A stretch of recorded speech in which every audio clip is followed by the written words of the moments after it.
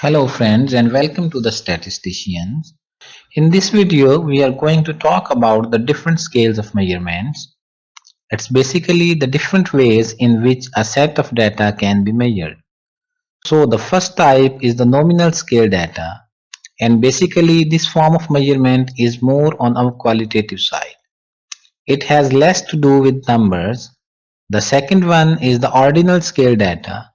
The third one is the interval scale data, and finally the ratio scale data. So let's talk about the first one, the nominal scale data. As I said before, this is a qualitative form of measurement. It's categorical. So it can include gender, names, colors, religion, and things like that. So for instance, we could assign a 1 to the color blue, 2 to the color black, 3 to, let's say, the color yellow. And the order in which we place it really doesn't matter. Blue, does it have a higher quantitative value than black? It's all arbitrary. So it really doesn't matter which way we order. Black could be number 1 or yellow could be number 1. It really doesn't matter. And so, as you can see, these qualitative forms of data cannot be used in calculations.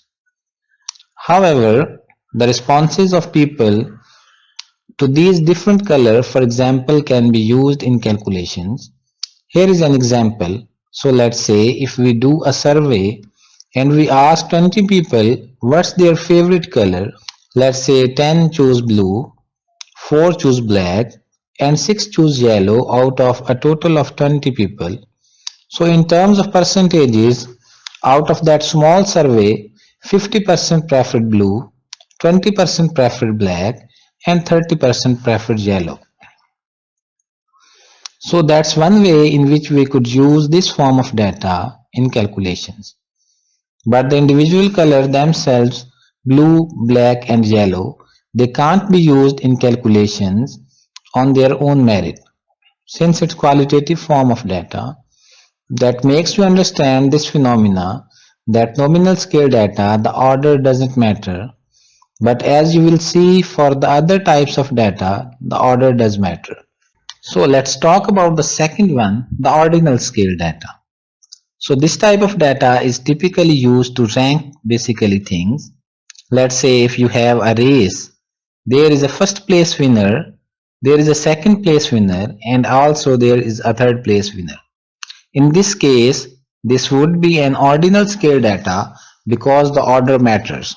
However, the differences cannot be measured.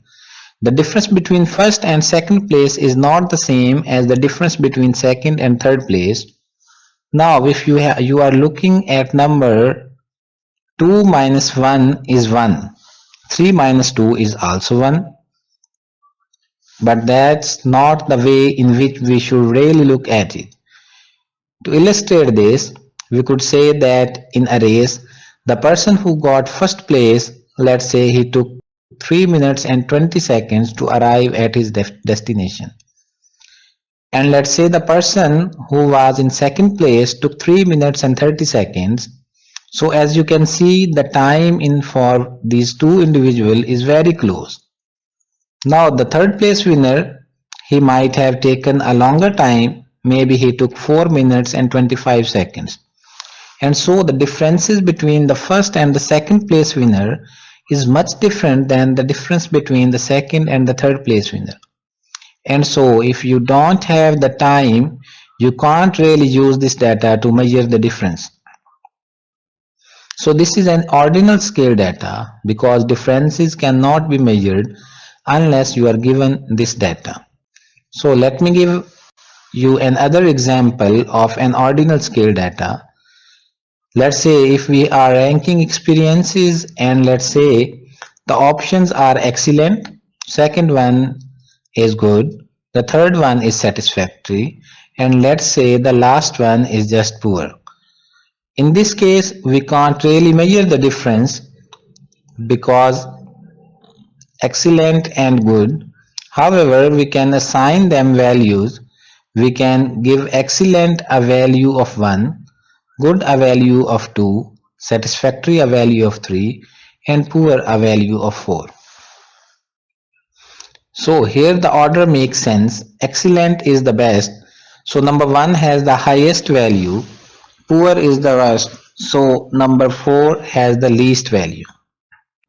But we can't really measure the difference between excellent and good versus good and satisfactory.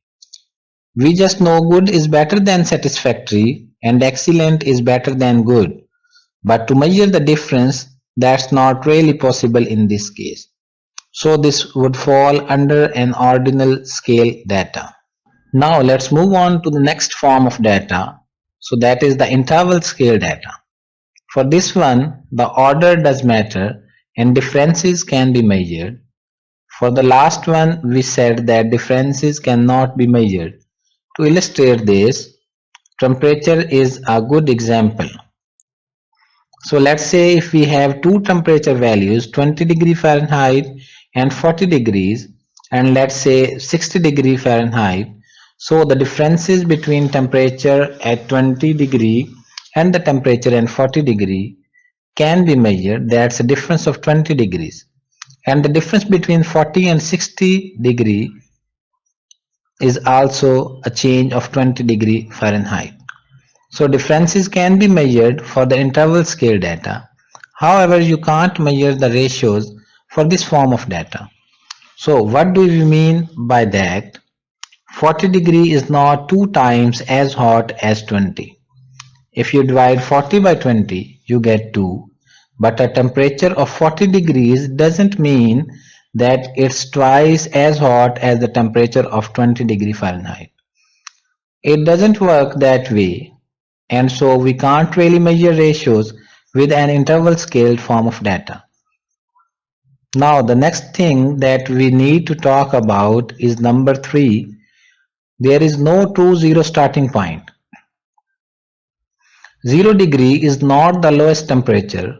It's not the absence of heat, because you could have negative values. The temperature could be negative 25 degree or it could be negative 40 degrees. Now going back to the number 1, the order matters because you can place these temperature values in order 20 is lower than 40 and 40 is lower than 60. So you can place that in increase in order.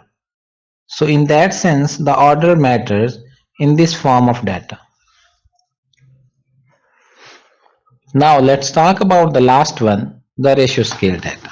So for this one, the order matters as well as differences are measurable, including ratios, and it does contain a true zero starting point.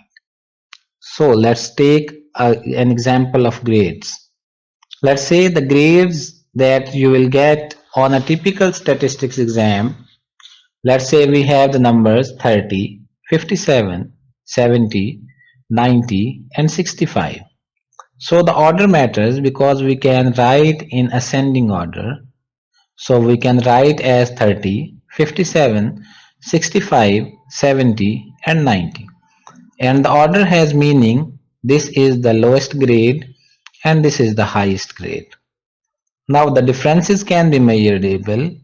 For instance, 57 minus 30 is 27 and 65 minus 57, that's 8. So as you can see, the differences are measurable, and we could also measure the ratios.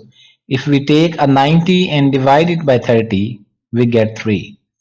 And so we could say that this student has a grade that is 3 times higher than this student with the lowest test score, and that would make sense. We can see that the ratios are meaningful, and the last thing is it does contain a zero starting point. Let's say if we have another student who did not answer any questions, he would have a grade of 0. So that means that either he did not do the test or he did the test but got all the questions wrong. It means that he did not get anything right or just did not do anything, and you can't have a score lower than 0. You can't have a test score negative 20, and so in this case 0 is the true starting point for this form of data. Let's take a couple of minutes and summarize what we have just learned in this video.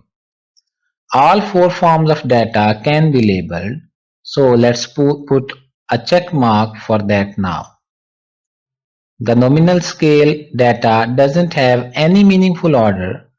The order doesn't matter, but for the other three forms, the order does matter. Now we can only measure difference for the interval scale data and the ratio scale data. The nominal and ordinal scale data, we can't measure the difference. Now the only one with a true zero starting point is the ratio scale. For the rest, it just is not applicable. And so that's it for this video. If you like our videos, please subscribe our YouTube channel and share it with your friends. Thank you very much.